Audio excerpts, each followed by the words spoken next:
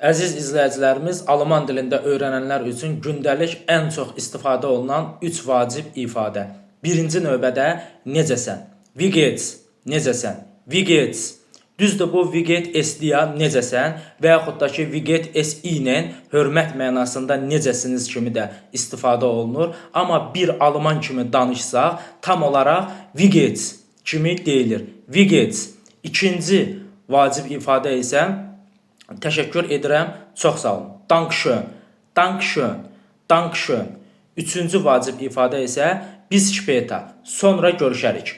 Bis später, bis später. Baxın, burasına diqqət edək. Bis später deyil. Düzgün tələffüz edək.